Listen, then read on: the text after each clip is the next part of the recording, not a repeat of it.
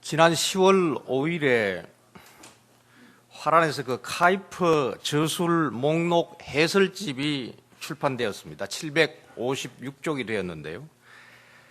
그날에 그 전임 수상인 그 발큰 앤드까지 나와가지고 그 의미를 짚어보는 출판 기념회를 가졌습니다.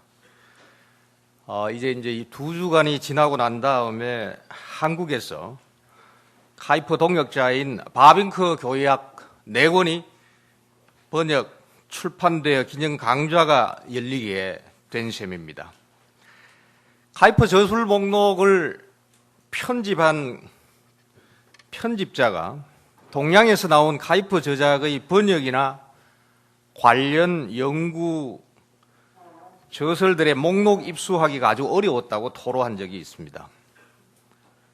언젠가 화란 사람이 바빙크 저술 목록을 편집할 때도 같은 어려움을 겪게 될는지, 아니면 우리가 바빙크 저술 목록을 직접 출판하게 될는지 아주 궁금합니다. 저는 이 부흥한 교회가 신학을 생산한다는 확신을 가지고 있습니다. 이 점에서 바빙크 교의학 전권 번역 출판은 한국 교회가 개혁신학의 발전을 이루갈 수 있는 중요한 첫 걸음이라고 생각하면서 역자인 우리 박태현 박사님과 그리고 출판을 맡아주신 우리 김 사장님, 아울러서 혹 여기에 와 계시는지 모르겠지만 우리 박 박사님이 번역하는 그 연수 동안 또는 그 이전부터 장학금과 재정적 지원을 아끼지 아니한, 이름도 모르고 얼굴도 모르는 그분에게 진정한 감사의 말씀을 드립니다. 여기에 참석한 여러분들뿐만 아니라 한국교회 전체가 이 번역으로 큰 유익을 얻기 기대합니다. 무엇보다도 부흥과 개혁사가 청교도로 시작해가지고 개혁신학으로 지금 전향을 하는 결정적인 순간에 제가 목격자가 되어가지고 아주 기쁩니다.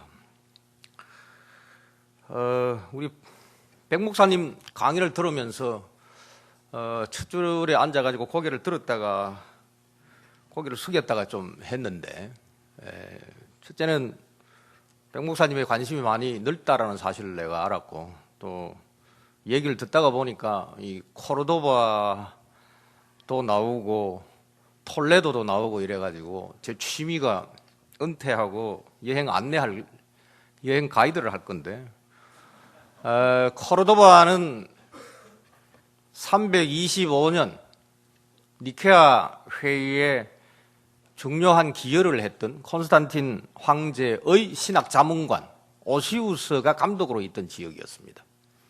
그가 안디옥을 거쳐가지고 알렉산드리아까지 갔죠. 그래서 황제에게 보고하기를 이것은 지역적인 문제가 아니고 전 교회의 문제입니다 해서 거기서 에큐메니컬 시너드가 열릴 수 있는 계기를 마련했고, 오시우스 코르도바의 감독 오시우스가 이 호모 오시우스를 넣는 결정적인 기여를 했지 않았냐, 그렇게 다 추측하는 것이 정설로 되어 있고, 그리고 이 톨레도라는 것은 560년대에서 비로소 최초로 드러나고 있는 그 필리오크회가 공식적으로 기록된 고백서가 톨레도에서 처음 나타납니다. 그러니까 로마에서 출발해가지고 사도신경, 로마신경이 저쪽까지 가가지고 그쪽에서 꽃을 피워가지고 나중에 다시 사도신경이라는 이름으로 꽃을 피웠는데, 그런 얘기를 쭉 들으면서 그래가지고 지금 화랑까지 왔구나. 그래서 그 일본에서 안 마치고 나는 화랑까지 가서 마칠 줄 여겼는데, 저한테 기회를 주셔서 일단은 역사가 한 바퀴 돌아서 이제 화랑까지 오게 되었습니다. 또 하나는 오늘 제가 이런 기회를 맡게 되어가지고 아주 기쁘고, 그 다음에 강의를 하고 싶은 방향과 연관이 되어 있는데, 제가 굳이 백 목사님 강의에 대하여서 무슨 반발적 측면에서 말씀을 드리려고 하는 것은 아니고, 제가 유학 가기 전에 이른바 3D 업종에 종사한 적이 있는데, 제가 아주 번역 전문가입니다. 번역은 3D에 속합니다. 그래서 제가 절대로 이후에 번역은 안 하겠다 작심하고 유학을 갔다 왔고, 그 이후에 저는 번역을 안 했는데, 가만히 백 목사님 말씀 들으니까 이건 나보고 하는 소리다. 언급은 차빙크 씨를 언급했는데, 그분이 여기 초청 안 했고, 초청해놓고 나한테 얘기하다가 조금 미안하니까 뭐 부분적으로 했지 않냐. 개혁교육 하나 썼으니까. 그러면서도 이제 8건 쓰라. 이제 그렇게, 그래서 사실 좀 마음이 그렇게 편하지는 않습니다. 왜냐하면 이미 강사료는 아마 온라인으로 붙였을 거예요. 저는 뭐 마음 불편하기 때문에 그냥 가면 그만입니다. 어쨌든 이런 기회를 주셔서 아주 고맙고요. 그럼 제가 왜 번역에 대한 이런 생각을 가지고 있었는지, 그것은 오늘 바빙크에 대한 생애를 언급하면서 방향상 제가 거론을 할 필요가 있기 때문입니다. 저는 유학을 하면서 2가지 관점에서 공부를 했습니다. 어떻게 하면은 화란 개혁 신학을 제대로 정확하게 이해할까에 관심을 모았고요. 둘째는 그것을 어떻게 정확하게 한국 교회에 정착시킬까. 여기 이 정착시킨다라는 말은 이식한다는 말은 아닙니다. 그 이식이라는 개념에 제가 이해하는 번역이 들어 있었습니다. 어쨌든 그것은 저 개인의 입장이었고, 이전 강의에서 언급된 대로 이 인프라가 구축되지 아니하면은 어떤 분야든지 발전되지 않는다는 얘기는 한국 개혁신학회죠. 거기 첫 설립하는 학술 대회에서 제가 발제를 하면서 고전어 교육을 합동적으로 시켜야 된다.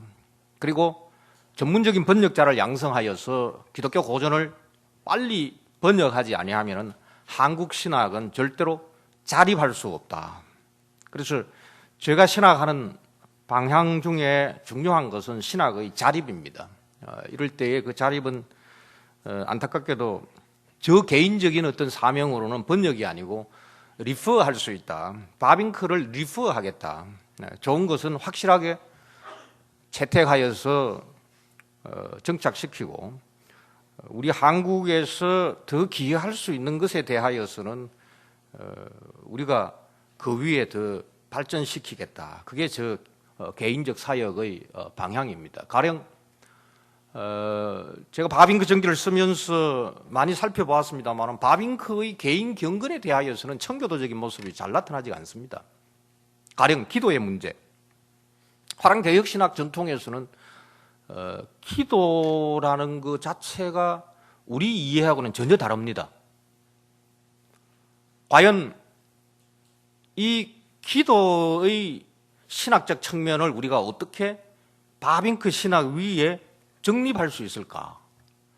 그리고 지금 우리도 이제 한국 교회가 쇠퇴기에 접어들었습니다만, 참 기분이 저 개인적으로 굉장히 착잡합니다. 좋은 출판 기념 강좌인데 한국 교회의 쇠퇴 현상이 너무나 뚜렷하게 나타나고 있습니다.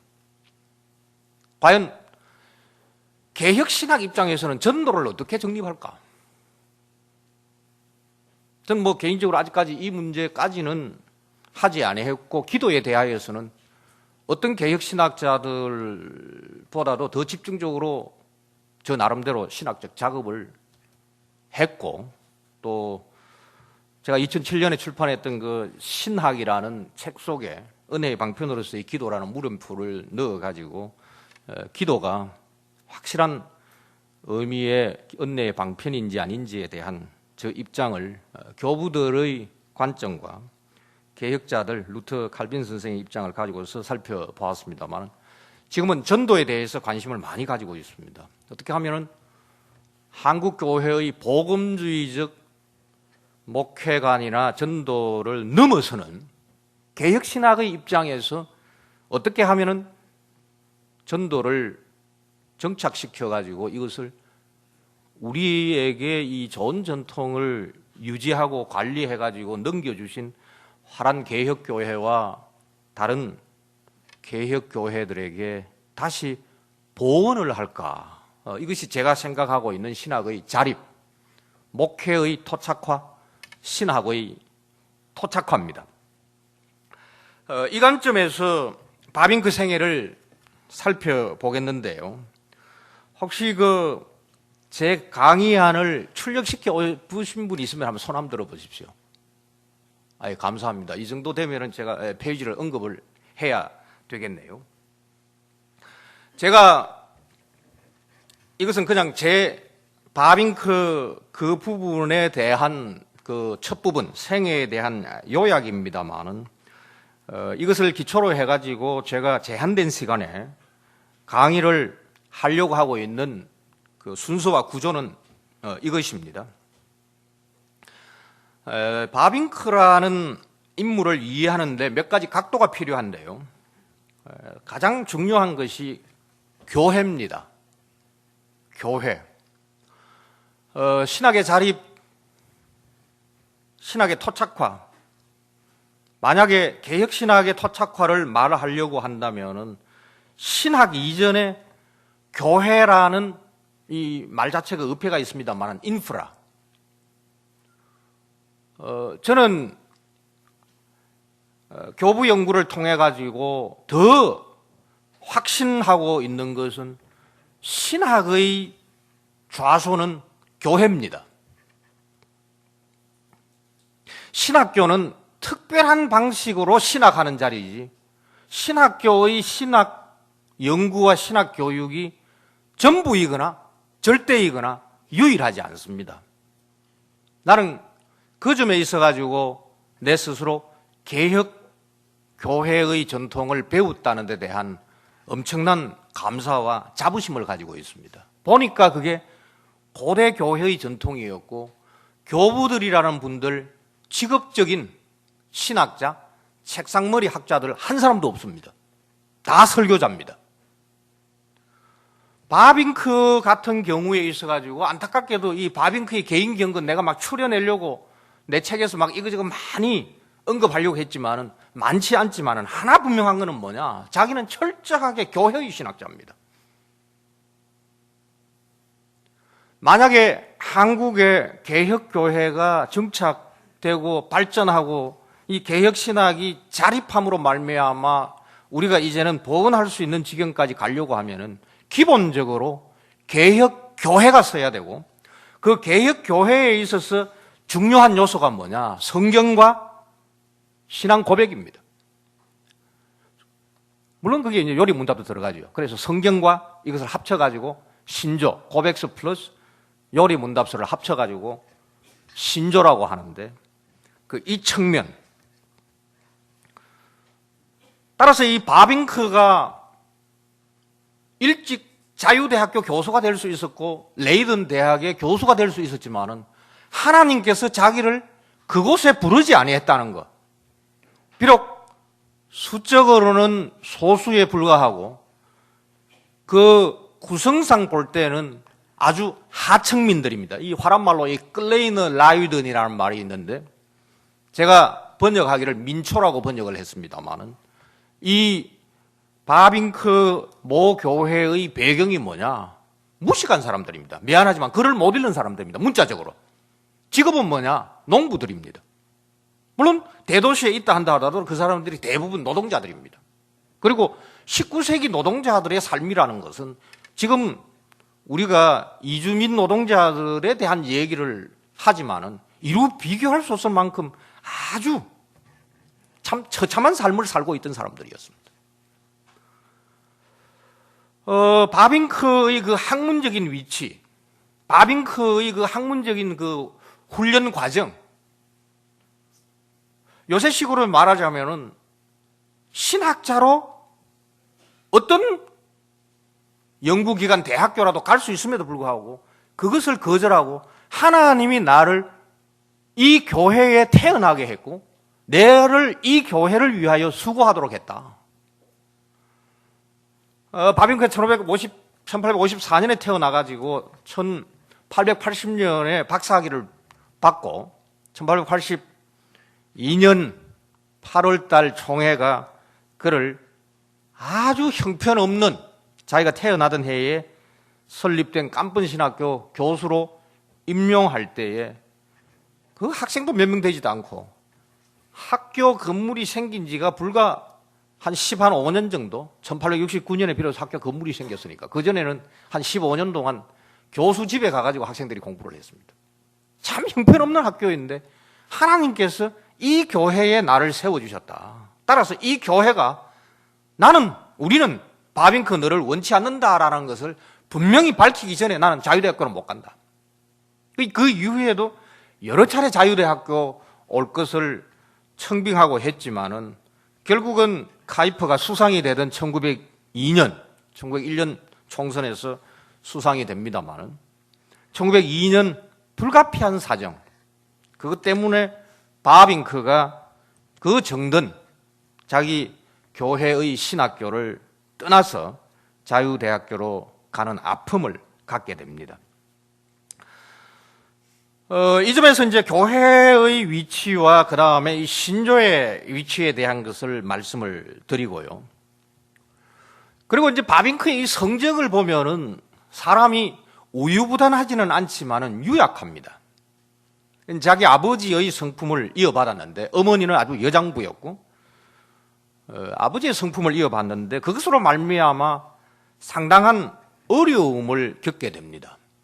쉽게 말하자면은 공부는 잘할 수 있지만은 대인관계에 있어 가지고 평상시에는 아주 후덕하고 아주 친절하면서 포용적이지만은 결정적 문제가 있을 때는 결단을 늦게 하는, 그래서 시기를 놓치거나 아니면은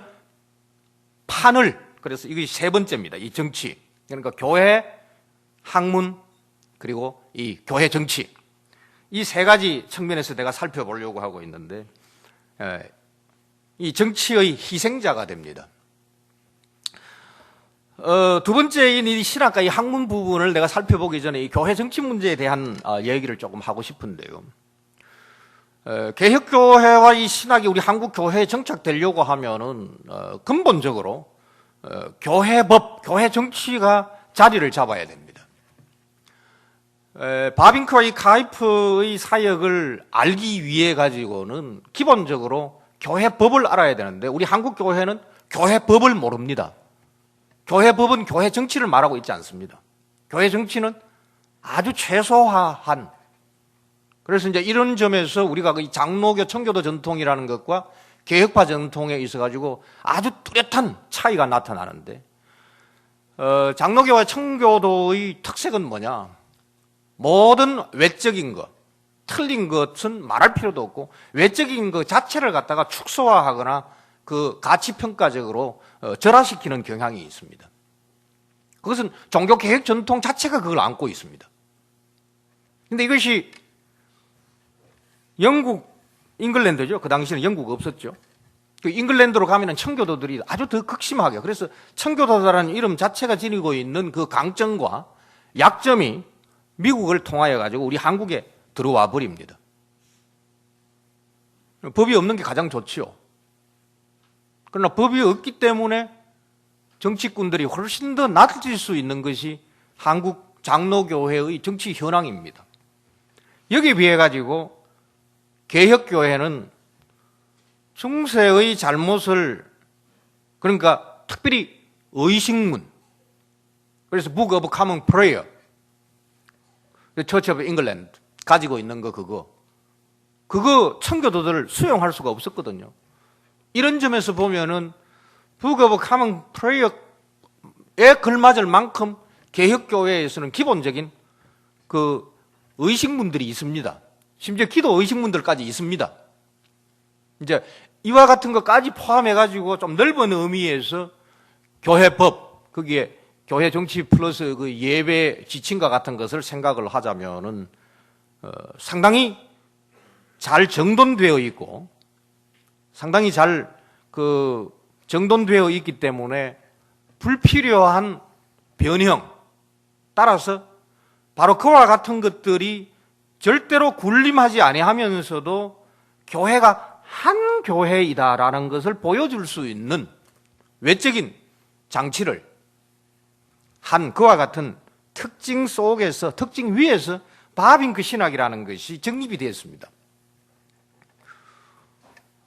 그래서 저 역시 책임감을 느낍니다만은 왜 바빙크 신학을 번역하지 아니했느냐. 실제로는 90년 제가 귀국하자마자 이걸 번역하겠느냐라는 번역 의뢰를 저한테 보낸 적이 있습니다. 제가 받은 적이 있지만은 제가 사양을 했죠. 이와 같은 어떤 저변, 그 교회에 대한 기본 이해 없는, 그래서 신학으로서의 어떤 바빙크 신학은 한국 교회에 뿌리 내리기 쉽지 않다라는 생각을 내 개인적으로 했고, 내 개인적으로 할 수 있는 것은 뭐냐, 바빙크 신학을 고신 안에서라도 바로 정립할 수 있는 교회를 갖추어야 되겠다. 그러다가 여기 왔는데요. 사실 저 여기 와가지고 깜짝 놀랐습니다. 고신이 참 좋기는 좋구나. 이 바빙크 신학 전질이 15만 원인데 이 다 살려고 온 거 아니에요? 근데 이만큼 이런 청중이 있다라는 것 자체를 갖다 저는 전혀 예상을 못했습니다. 전혀 예상을 못했습니다. 이건 정말 스스로 수치스러웠지만은 이와 같은 개혁교회를 향한 열심이 이렇게 많은 분들 가운데 있다라는 사실을 저는 본 적도 없고 들은 적도 없고 그야말로 누가 내한테 전해준 적이 없습니다. 저는 이 점에서는 아마 바빙크를 배운 바가 있습니다. 제가 여러 신학교회 스카우트 제의를 받은 적이 있습니다. 아마 고신을 떠났으면 제가 조금 더 유명해졌을 거예요. 91년부터 시작을 해가지고 스카우트 제의를 제가 받았는데 올 5월 달에도 스카우트 제의를 받았습니다. 근데 저는 이 점에 있어가지고 바빙크의 제자입니다. 저는 고신을 떠나면 안 됩니다. 왜냐하면은 고신 교실에서 내가 하는 강의 바깥에서 하면은 난 아마 목이 100개 있어도 아마 살아남지 못할 겁니다. 내가 기가 막히게 고신 안에서는 살벌한 얘기를 해도 20년 건재합니다. 내가 하는 얘기는 아마 여기서 하면은 전부 다 아마 넘어질 거예요. 어쨌든 이 바빙크처럼 저는 그렇게 살려고 했고, 뭔가 이것을 막 떠벌리고 알리려고는 하지 아니했기 때문에 내가 이제 과문하게 된 그런 결과가 오게 된 셈이죠. 오늘, 물론 축하하기 위해서 오셨고, 저도 이제 축하하는 사람으로서 이 강의를 하게 되지만은, 여러분들을 보면서 내가 여러분들에게 일말의 기여를 할 수 있으면 다행이겠지만 그거보다는 여러분들의 이런 숫자가 있다는 데 대하여서 내가 받는 어떤 격려, 이것은 굉장히 큽니다.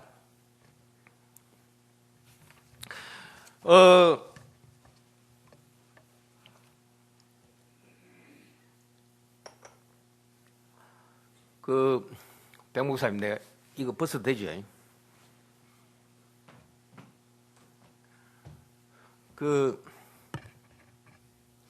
존 스타트가 새 보는 거 좋아한다 그러죠? 그래가지고 이거 찍고 해가지고 그 책까지 냈다 그러더라고요. 8권 못 씁니다, 우리는.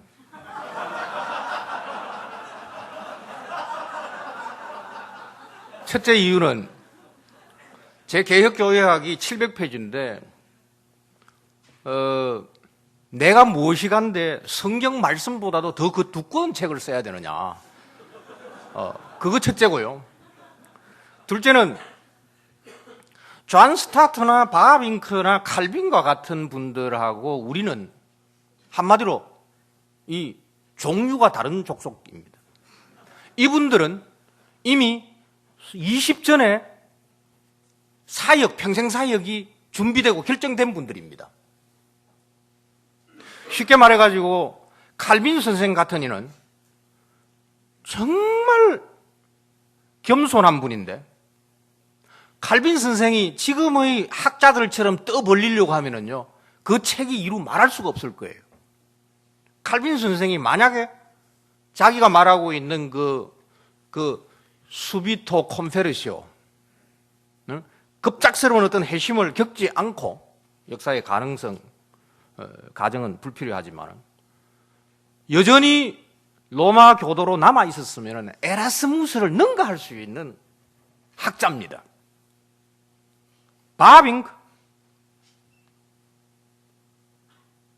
바빙크의 그 언어 능력은 칼빈 선생보다도 더 뛰어납니다. 적어도 성경 언어를 다루는 거 보면은 두 위대한 선배를 비교하는 것 자체가 혹 불경스러울지 모르겠지만은 그분들하고 우리 한국 신학자들은 이 출발선 자체가 다릅니다. 그래서 다른 거는 몰라도 8권 쓰라는 것은 취소해야 됩니다.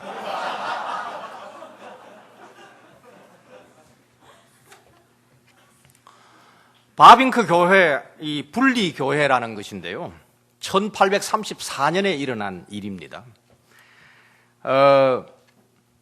쉽게 말해가지고 신학적인 자유주의와 정치적인 어떤 중앙 집권화로 말미암아 화란 안에 있는 모든 교회의 교회 정치와 치리와 그 다음에 거기에서 일하는 칠이라는 거 말이에요. 칠이라는 거. 그거 직분놀이입니다. 그래서 나는 교회 정치라는 말 자체를 사용하지 말자라는 생각까지도 가지고 있는데 그건 칠이 문제고 그것은 직분론입니다. 그래서 중앙 집권적으로 칠이하고, 그러니까 종교성이 있고 그것과 연관된 무슨 교회위원회를 만들어가지고 그 위원회가 중앙 집권적으로 화란 안에 있는 모든 교회를 갖다가 감독하고 치리하는 거죠. 하나님은 교회 정치, 교회 법적인 측면 하나하고, 그리고 정치와 이 치리가 중앙 집권이 되어지면 항상 민초들과 직접적으로 관여하는 목회자의 발언권은 사라지고 항상 학자라는 족속들이 등장해가지고 이 세속 정치하고 이 신학이 결탁을 하게 됩니다. 그러니까 이것은 신학의 자유화이고 이것은 치리의 비교회화입니다. 이것을 거부하고 나왔는데, 이것을 거부하고 나올 때에 이 분리적 1834년 바빙크 출생 20년 전에 있었던 화랑교회의 이 개혁운동, 그래서 이 사람들은 이 개혁운동이라는 말보다는 이 복귀운동이라고 얘기를 합니다. 이 복귀라는 것은 말씀으로 돌아간다는 것입니다. 이 운동의 중요한 특색은 한편으로는 틀림없이 국가를 저항하는 것은 있지만 국가를 저항하는 이 측면보다는 그 교리의 순수적 보존, 이때 등장하는 것이 바로 이 신조 문제입니다. 분리운동을 처음 했던 이 더콕이라는 목사, 자유주의적 신학을 훈련받은 사람이었는데 너무나 순수한 교인들의 그 경건에 위축당하면서 도대체 저게 무슨 배경이냐 하고 따지고 보니까 거기에 칼빈의 기독교 강요가 있었던 거예요. 이거는 히스기야가 이 성전문을 다시 여는 거하고 똑같습니다. 우리로서는 이해 안 되죠. 솔로몬 성전이 문이 닫힌다. 칼빈의 기독교 강요가 잊혀졌다. 이해 안 되죠. 우리 한국도 그런 날 옵니다. 그리고 난 다음에 그것을 잘 요약 발전시켰던 전통이 뭐냐? 아, 그것이 바로 도르트 신경이구나. 거기에서부터 성경 말씀으로 다시 돌아가기 위한 출발점, 시동이 걸린 겁니다. 그러니까 이 바빙크 교회의 배경은 뭐냐? 신학적인 자유주의에 대한 저항입니다.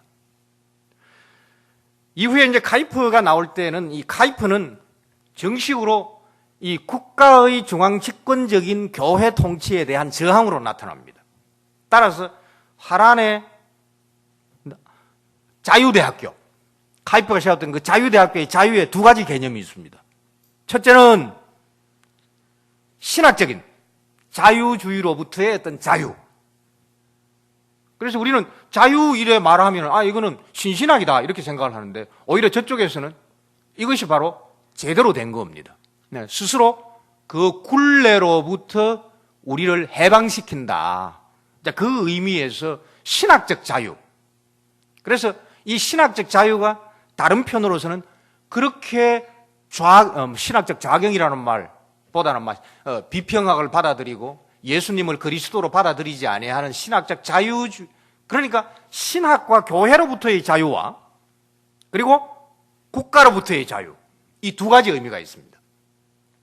이 신학과 교회로부터의 어떤 자유라는 이 말요, 신학과 교회로부터의 어떤 자유, 이것은 바빙크 교회 1834년의 그 분리운동의 특색이라면 1886년에 있었던 카이프의 그 애통운동, 돌레안시라고 하는데 그 운동의 특색은 뭐냐 하면 중앙집권적인 통치에 대한 저항이 나옵니다. 여기에서 이제 교회 정치의 중요한 것을 언급하고 넘어가야 되는데 제 바빙크에서도 제가 박영용 박사님의 교회론을 언급을 하면서 참 비극입니다. 이게 제가 명색이 신학자로 있으면서 이 신학의 자립을 어떻게 할 것인가에 대한 고민을 하게 되는 중요한 계기 중에 하나입니다. 박영용 박사의 교회론은 개혁교회론입니다. 장로교 교회론이 아닙니다. 문제는 개혁교회 교회론이 한국에서 가장 초기에 영향력을 많이 끼쳤던 그분의 주장으로 들어왔지만은 결국은 자리를 잡지 못했습니다. 박윤선 박사님, 그분의 투쟁도 이 노선에 있습니다. 웨스트민스터, 바로 자유입니다, 자유. 신학적으로 좌경화한 교회로부터의 자유입니다. 그 국가는 아니거든요. 신대륙에는 이 유럽적 의미에서의 또 국가 개념이 없습니다. 합신, 바로 이 자유대학교에서 오는 교권으로부터의 자유. 그래서 우리 한국 같은 경우에 이 교권으로부터의 이 자유라는 것은 이 화란이나 저쪽과는 조금 다른, 즉 교회로부터의 자유는 틀림없는데 저쪽에서 교회라고 할 때는 신학적 좌경화입니다. 그런데 이 박형용, 박윤선 통해 가지고 합신이 나오게 된 배경은 뭐냐? 이것은 그야말로 권력 다툼, 개념으로서의 교권으로부터의 자유. 그게 지금 합신의 저변에 깔려 있습니다. 그러면 개혁교회론은 뭐냐? 바빙크와 카이퍼 다 화란 개혁 교회법인 도르트 교회법에서 기초해가지고 나왔는데 이 바빙크 배경은 너무나 비천한 사람들이기 때문에 힘이 거기까지 닿지가 않습니다. 과연 이분들이 신학적인 정통주의와 경건주의, 영국의 청교도와 독일 경건주의 영향을 받으면서 화란 특유의 내면적 기독교 그 노선에 있으면서 200년 동안 이분들이 명맥을 유지해왔다는 것 자체가 기적이에요. 그러니까 국가하고 싸울 힘이 없습니다. 그리고 그와 같은 지도자 한두 사람이 아니면은 신학적, 교회적인 어떤 그 폭력으로부터 스스로 자유를 쟁취할 정도의 그런 저력이 없는 사람들입니다. 그러나 카이퍼 대학자입니다. 사실 카이퍼 문제 많은 사람인데 우리 차빙크 그분이 이 고신 선배지만은 백 목사님한테는 선생이잖아요. 나는 이제 한 걸음 뒤로 나왔으니까 더 마음대로 존경할 수 있고 더 마음대로 비판할 수 있는데 미안하지만 편파적으로 많이 했습니다. 제가 싸움 한번 하다가 완전히 난도질 당했잖아요. 그래서 내가 싸움하고 싶어서 그런 것도 아니고 최갑종 교수하고 심창석 교수가 이 부채질 해가지고 나도 아무것도 모르고 하고 그분이 말이에요. 그 기독교 연합 신문입니까? 토론을 하면서 막 인신 공격을 막 하고 그래가지고 아이고 대선배하고 싸워가지고는 안 되겠다 싶어서 저는 막 싸움 안 했습니다. 지나가는 얘기지만은 제가 예정론을 공부를 했습니다. 예정론 공부하면서 몇 가지 결심한 것 중에 있는데 그거 하나가 뭐냐면 한국 가가지고 절대로 파괴적인 신학 토론은 안 하겠다는 겁니다. 그래서 지금까지 20년 동안 싸움 안 하고 지금까지 왔습니다. 이건 뭐 오늘 주인이 아니고 뭐 우리 박태현 박사이기 때문에 내가 어차피 시간은 지켜줘야 되고 내려가야 되기 때문에 제 얘기를 해서는 안 되겠습니다만은 이제 바빙크하고 연관을 하면서 참 바빙크의 그 중재적인 거 내가 많이 배우려고 했고 이제 지금까지 이렇게 왔는데 어쨌든 이 카이퍼의 그 학문성은 사실은 바빙크를 훨씬 능가합니다.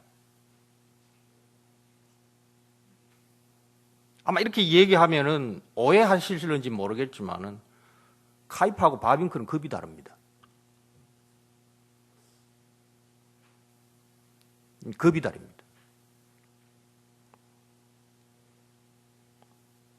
제가 카이퍼와 바빙크를 학위 논문에서 다루었는데요. 공부를 하면서 느꼈는 게 이런 표현 죄송합니다만 이게 인간인가? 방대합니다. 방대합니다. 그러니까 참 내가 서두에 말씀을 드렸듯이 바빙크는 잊혀지지는 않았습니다만 늘 그 수준을 유지하고 있는 반면에 카이퍼는 지속적으로 고공행진하고 있습니다. 그래서 여기에 참석한 여러분들 바빙크에 대하여서 존경하는 거 참 좋습니다만은 적어도 하나 제가 오늘 강사로 와가지고 여러분들에게 끼칠 수 있는 거 카이퍼를 바빙크와 대립시키지 말기를 바랍니다. 대립시켜야 될 요소가 있습니다. 가장 유명한 게 뭐 중생전제설 뭐 그런 거 있죠. 우리 차잉배 교수께서 많이 언급하셨던 거. 그런데요, 기가 막힙니다. 바빙크 책을 읽어보면요,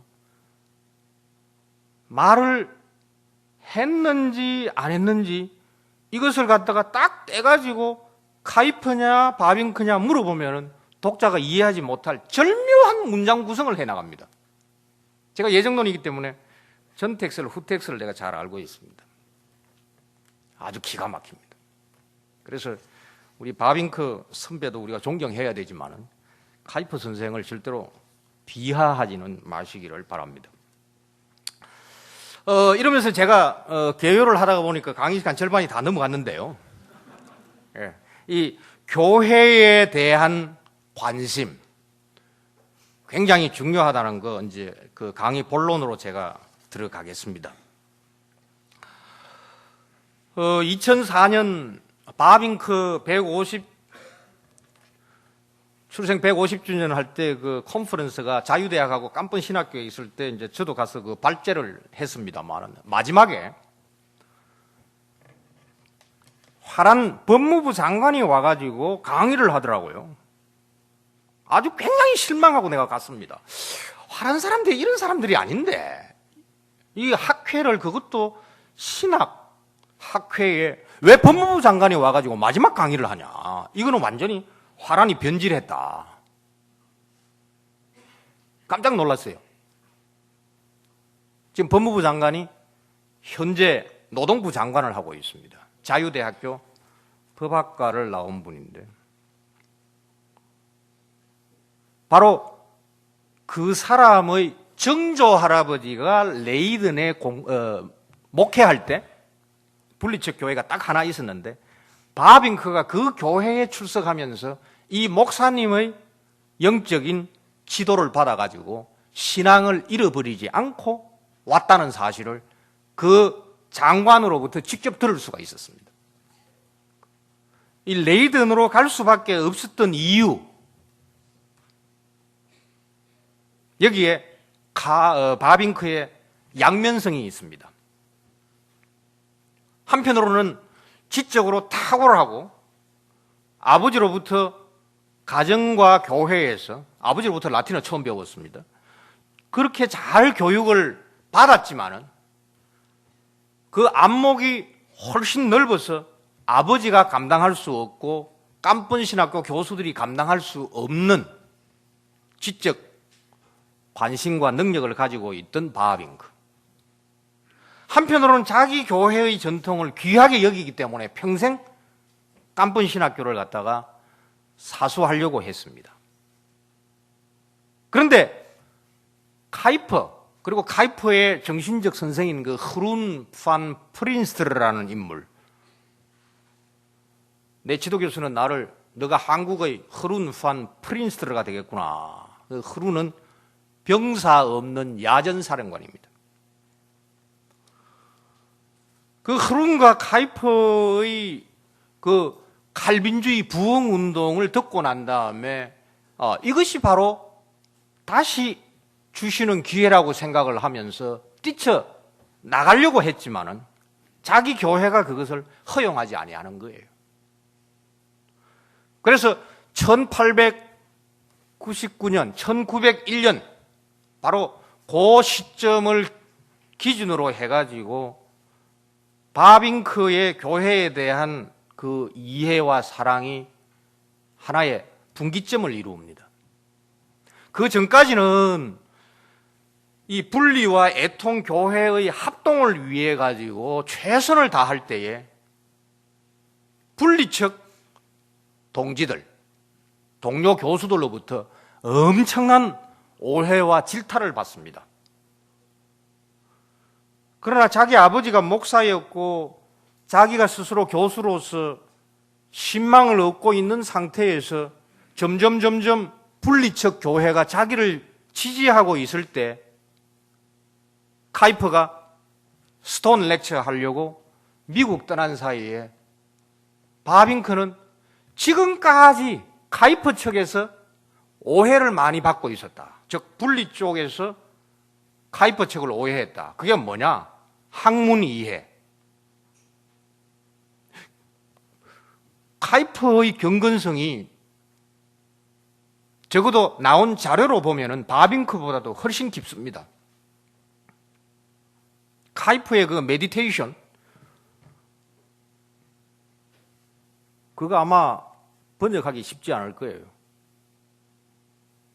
바빙크도 메디테이션이 있지만은 카이퍼와 바빙크의 그 메디테이션 비교하면은 이 표현이 좀 진짜 죄송합니다만은 카이퍼는 루터 수준이고요. 바빙크는 칼빈 수준입니다. 이 칼빈과 바빙크의 공통점이 단순 명료한 데 있고 이 루터와 카이퍼는 단순 명료하지 아니하면서 반드시 되씹어 봐야 되는 뭔가 좀 복잡하고 미묘하면서도 우리를 순간적으로 탁 멈추게 하는 이게 지금 루터나 카이퍼한테 있습니다. 어쨌든 그와 같은 것이 있음에도 불구하고 이 카이퍼의 머리라는 것은요, 지금 유일하게 신학 서론을 갖다가 세 권으로 쓴 사람은 언어를 막론하고 카이퍼밖에 없습니다. 카이퍼가 제대로 내 이거 책으로 쓰겠다고 한 것이 유일하게 그거고, 스톤 렉처 하면서 한 칼빈주의 그건 억지로 쓴 거고, 진짜 작심하고 쓴 책은 그거밖에 없습니다. 세 권짜리. 그 세 권짜리 읽어보면은요, 아까 백 목사님이 뭐 그 번역서에 대한 얘기 이렇게 하고 했지만은 그림의 떡이 아니고 다 읽었어요. 이해할 수 없는 인물입니다. 이해할 수 없는 인물입니다. 한편으로 그와 같은 것이 있음에도 불구하고 이 분리척 입장에서 카이퍼를 볼 때는 카이퍼가 신학자고 학문이고 자유대학을 통해 가지고 문화적인 제국주의, 문화적인 어떤 그 패권주의에 있기 때문에 저 사람하고 부딪히면 우리는 그냥 흡수하는 게 아니고 흡수되는 게 아니고 이게 완전 깨진다. 그래서 카이퍼 카자만 나오면은 알레르기적으로 거부 반응을 일으킨 사람들이 있으니 그 사람들이 바로 우리 박태현 박사가 졸업한 앞불도른 쪽에 있는 사람들입니다. 아예 이 사람들은 카이퍼 카자도 싫어가지고 1892년 두 교회가 합동할 때에 우리는 합동 안 한다.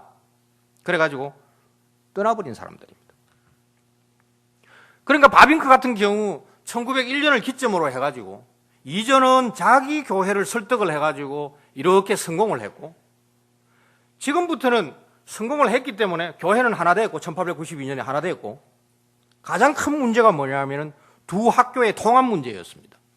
이 통합 문제를 하기 위해 가지고 자기 배경은 설득을 했는데 따라서 항상 교회 합동을 위해 가지고 파트너로 카이프하고 그리고 카이프의 대리자라고 할 수 있는 그 루터스라는 사람이 있습니다. 교회사하고 교회법 가르친 사람인데 실제로 카이프 바빙크 관계가 중요하지만은 카이프의 대변인으로서 바빙크를 괴롭히는 사람은 카이프라기보다는 이 루터스라는 사람입니다. 늘 잘 해왔기 때문에 자 학교를 통합하자. 그때에 바빙크가 자신만만했습니다. 아이 카이프 정도는 뭐 나하고 뭐 하니까 스톤 렉처로 갔다 왔지만은 그 사이에 우리 미리 일 잘하고 카이프 오면 그냥 도장 찍어줄 거야 라고 했는데 웬걸 루터스가 도대체 저 분리운동의 지도자들이 그렇게 우리를 반대하다가 갑자기 이 하는 거 보니까 뭔가 숨겨놓은 카드가 있다. 무조건 반대해야 된다. 그래가지고 신학교 통합이 좌절되고 정치적으로 어려움을 겪게 되면서 결국 깜번을 떠나고 분리운동을 떠나는 그와 같은 일이 일어납니다. 총신에서 이 장인배 교수 강의 들으셨던 분들 가운데서 뭐 A 형제, B 형제라는 말 들었죠? 백 목사님 안 들었습니까? 그 A 형제, 뭐 B 형제 이런 게 있는데 A는 분리 쪽이고 B는 애통 쪽이고 그래서 차영배 교수님 입장에서는 B는 무조건 틀렸고 A는 무조건 옳다 그래야 되는데 사실 안 그렇습니다.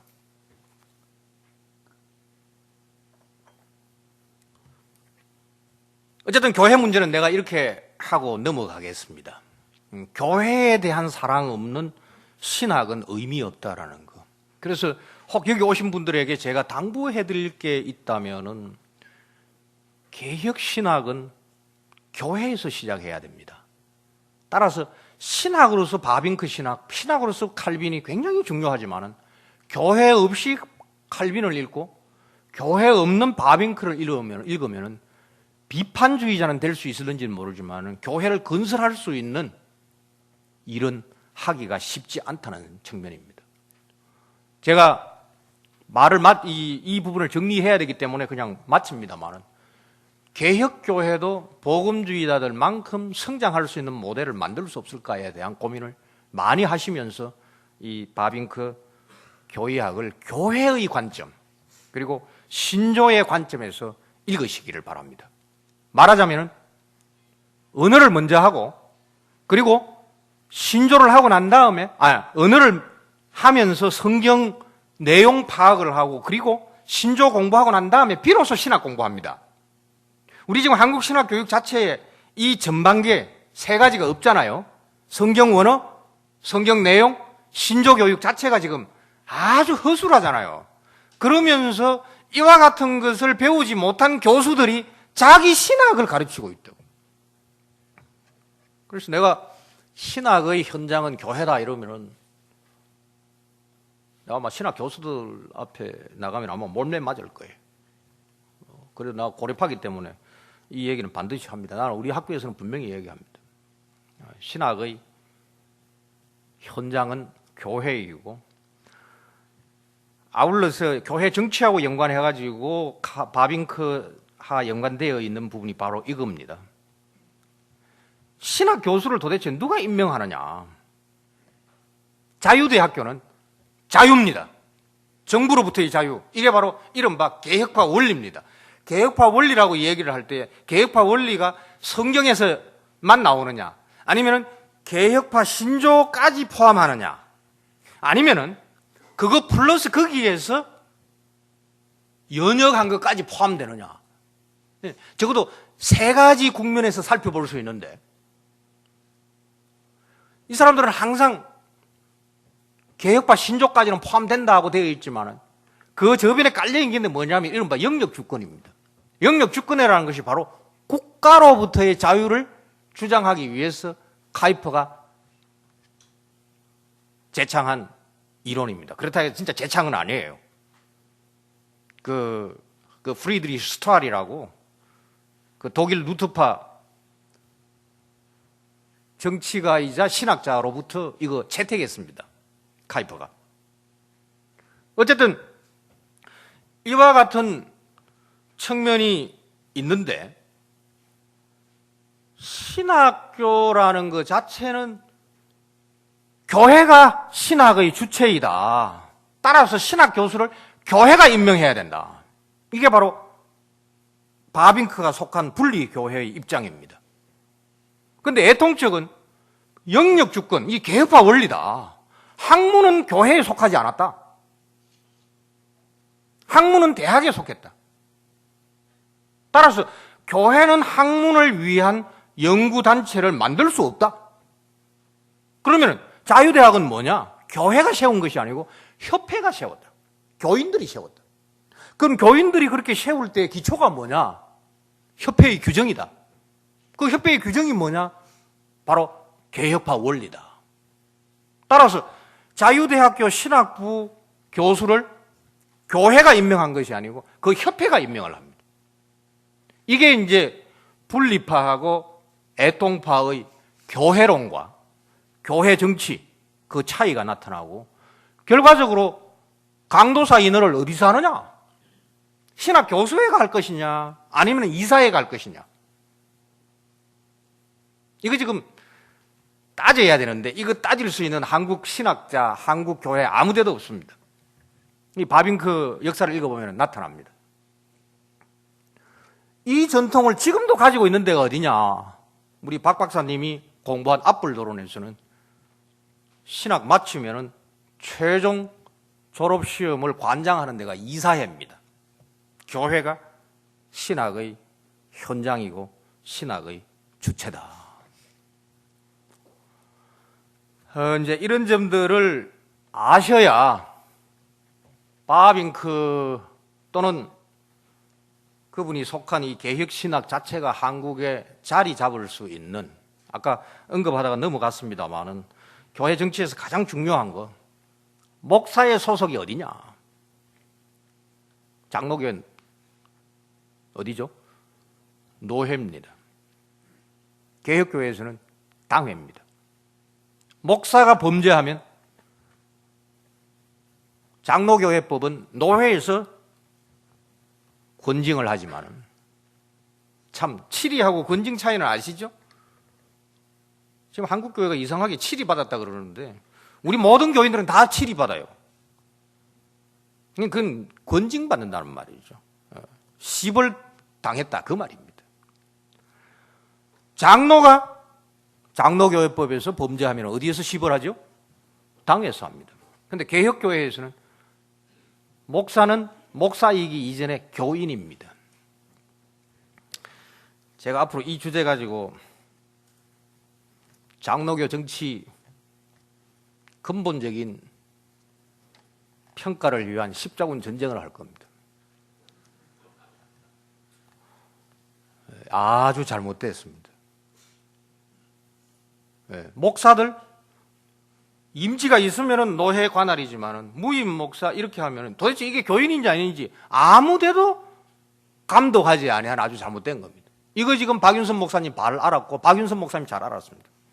박영용 박사 교회론 아주 좋은 건 뭐냐? 상회와 하회는 합당하지 않다. 박영용 박사 교회론에 나옵니다. 내 책 바빙크에서 내가 의도적으로 인용을 했습니다. 개혁신학 한국 전통에서 자리 잡기 굉장히 힘듭니다. 신학은 이렇게 표면에서 떠다닐 수 있는지 모르지만 뿌리 못 내립니다. 신학은 항상 현장에서 나옵니다. 이것도 이제 신학 이해에서 두 번째 다루어야 될 문제이기도 합니다만은 하회와 상회가 없다. 아마 이 가운데서 합동신학대학원을 나온 분들은 이 말이 무슨 말인지 알 거예요. 박윤선 목사님 헌법 해설에 보면은 이 회는 이 협의의 회와 광의의 회가 있고, 그리고 유일한 상설회는 뭐밖에 없죠? 예, 이거 지금 합신 출신들만 압니다. 노회는 상설회가 아닙니다. 내가 지금 앞으로 이거 주장할 거예요. 그래서 아마 우리 경상도 말로 아마 막 죽을 겁니다. 예를 들면은 교권에 물들어 있는 분들이 굉장히 저를 할 겁니다. 총회도 상설회가 아닙니다. 이게 지금 두 교회가 합동하는데 결정적 문제가 됐어요. 1869년 분리해서 나온 그 무리와 같은 성향을 가지고 있지만은 합류하지 아니했던, 우리는 정부하고는 아예 무관하다. 그래서 우리는 십자가를 진 교회라고 하고 있는 교회가 합동을 할 때에 총회 상설 기구를 두었습니다. 그런데 1892년에 연합하려고 하니까 애통 쪽에서 이의를 제기했습니다.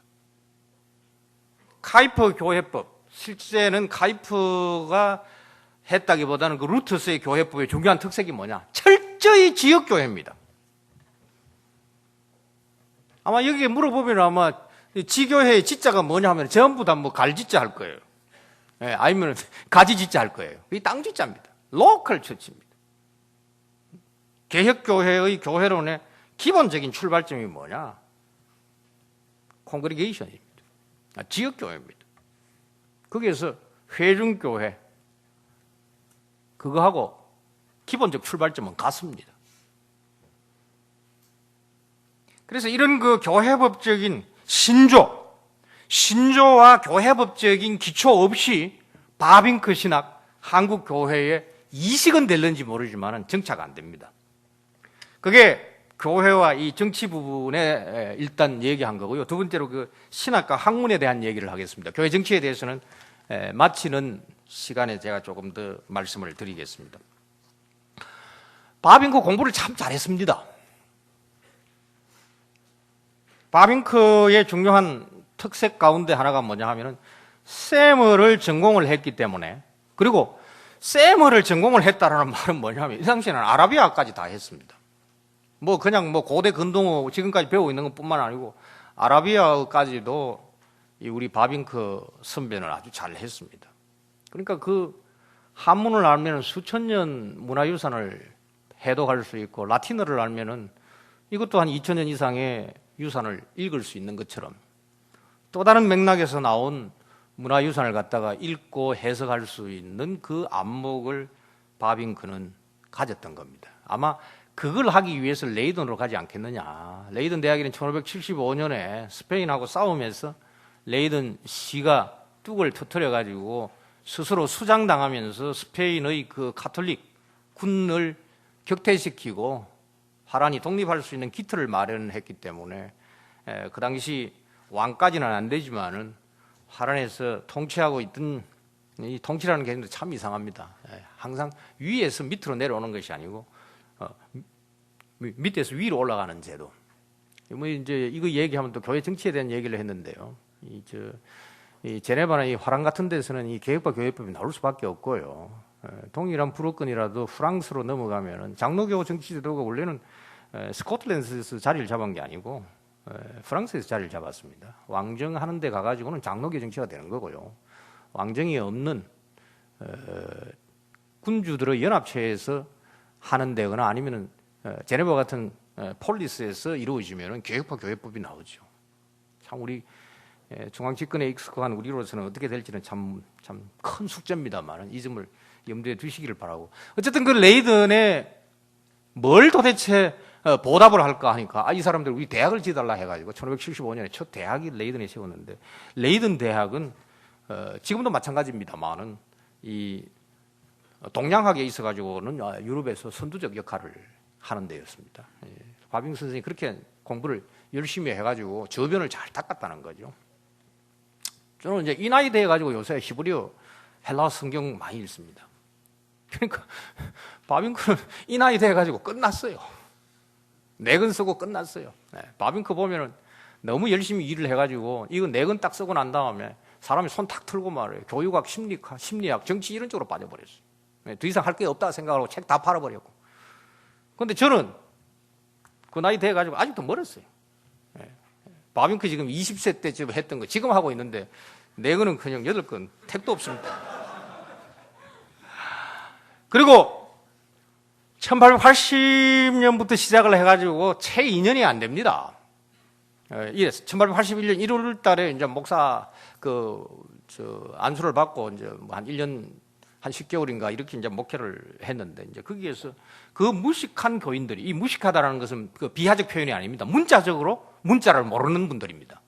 그 여인들이 성경을 암송하는 걸 보고 깨달은 바가 많았어요. 그래서 내 요새 신학교 강의하면요, 성경 안 들러옵니다, 글마들. 그래, 한 번은 말이에요, 성경 읽으라 하니까 말이에요, 잠도 안 깨가지고 3분의 1도 못 읽더라고요. 그래서 이렇게 세웠더니 전부 다 이거 들고 앉아있더라고요. 내가 이 강의 이렇게 합니다. 이렇게 해가지고 이 녹음되고 나가면은 안 되는데, 어쨌든 앞에 말은 생략하고, 그거 들고 설교당 올라갈 거야. 성경을 안 봐요. 이거 있다고 생각하니까 암기해야 돼요. 신천지 2단의 특징 뭐냐? 중요한 성경 본문 암기해가지고 교인은 말할 필요도 없고 목사들 완전히 짓밟는 거예요. 바빙크가 거기에서 성경을 정말로 푹 읽었습니다. 책은 독일 중심으로 해가지고 철학책 많이 샀지만은 그 당시에는 읽지 못하고, 지금 프라누크의 원래 프라누크 신학교가 있었습니다. 아까 나왔던 거 마코비우스. 마코비우스 별로 존경할 인물 아닙니다. 이 사람이 체코 출신인가 그러는데, 이 사람이 나이 26인가 돼가지고 교수가 되는데, 거의 아마 결혼을 안 했거나 아마 거의 죽기 직전에 결혼을 했을 거예요. 이 술을 얼마나 좋아하는지 말이에요. 매상 저녁마다 술 먹고 학생하고 싸움질하는 거예요. 상상 안 되죠. 그게 개혁파였습니다. 어쨌든 그 여파로 프라누크에 지금도 큰 서점이 있습니다. 그 서점에 바빙크가 주문한 책 목록을 보면 목사로서는 전혀 사기 힘든 책들, 그러니까 아마 우리 박 박사님 1권 번역할 때 아마 힘들었을 거예요. 그 당시 19세기 철학을 위시해가지고 심지어 자연과학이라든지 등등의 그것을 총망라해가지고 그것이 기초가 돼가지고 2권, 3권, 4권이 나옵니다. 아까 절대 숫자로 나와가지고 4권으로 했는데 1권에는 별로 성경 인용 안 나옵니다. 주로 2권, 3권, 4권 나오죠. 1권 말미에는 조금 나오긴 하지만 어쨌든 참 책 열심히 사고 공부 열심히 했습니다. 그리고 관심의 범위 아주 많았고요. 근데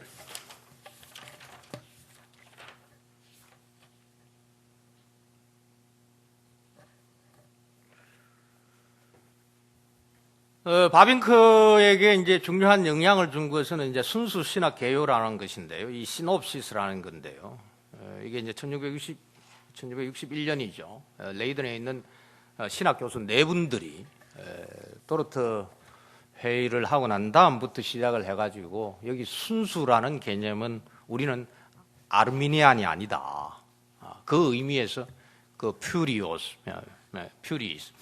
그 순수 신학이다. 이제 그렇게 이제 이름을 붙였고, 이 당시에는 이 개혁이라는 말 자체가 그렇게 흥황되던 시절은 아닙니다. 이제 그걸 알고 이제 재편집해서 출판을 하는데, 그 출판의 주도를 누가 했느냐 하면은 카이퍼가 했습니다. 실제 카이프 참 대단한 사람입니다. 1837년에 나와가지고 1920년에 죽었는데 참 신학자, 학자로서 정말 평생을 마쳤으면은 개혁신학에 아마 비교할 수 없는 영향을 끼쳤을 분입니다만은 이분이 해가지고 가령 그 푸치우스 같은 사람, 뭐 보에치우스라고 되어 있지만 이 푸치우스 같은 사람의 여러 가지 책들, 그 중에서도 교회법에 관한 책들도 카이퍼가 이제 편집해가지고 출판하는 그런 시리즈 가운데 하나로 바빙크가 이 부분 맡아가지고 한 거죠. 근데 사실 이제 그 내용 보면은 이후에 이제 발전된 신학의 관점에서 보면은 아주 초보적입니다. 좀 시시합니다. 내가 학창 시절에 참 시시하더라고요. 근데 나이가 드니까요, 그 시시한 게 진리예요. 학문, 이거 허영입니다.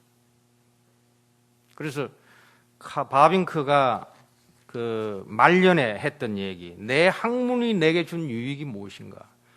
내 교의학 또한 나에게 무슨 소용이 있는가? 오직 신학만이 나를 구원한다.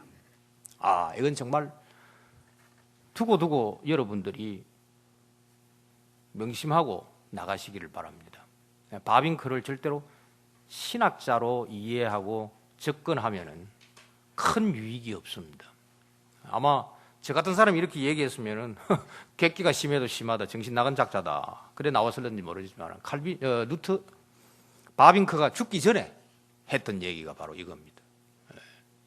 그건 학문 자체가 필요 없다라는 것이 아니고, 저도 지금 보니까 지금 내 교의학이 이 순수신학 개요 이것보다도 양이 더 많아요. 어떤 점에 있어 가지고는 이것은 간략하게 얘기를 하고 있기 때문에 성경적인 뭐 뒷받침도 그렇게 많지 않고, 또 그 당시에 그 학문하는 신학적 그 방향 때문에 조금 시대착오적인 것도 있고, 그럼에도 불구하고 칼빈 선생이 추구했던 그 클라리타스 에트 브레피타스, 아주 명약하고 간결한 거, 그게 우리 개혁신학을 하는 이들이 추구해야 되는, 특히 강단에서 뭐 이게 제가 외람된 훈수가 될는지 모르겠지만은 설교단에서는 신학을 강의하면 안 됩니다. 나는 심지어 교리 설교도 하지 말라는 얘기를 합니다. 교리 설교라는 것은 이른바 교리를 설교하는 것이 아니고 그 교리의 기초가 되는 성경 말씀을 풀어줘야 되는 것인데, 혹시 개혁신학을 하는 이들이 설교단에서 설교를 하나의 강설로, 논설로, 논문 형태로 발표한다면 그건 굉장히 곤란한 문제입니다. 그거는 바로 신학의 현장이 교회인데, 교부들이나 우리 개혁파 신학자들의 설교 아주 쉽습니다. 왜 그런지 아세요? 3살 먹은 아이들부터 앉아 있습니다. 다 알아듣습니다. 그렇게 나올 수 있는 거, 그거 각주로 안 넣습니다.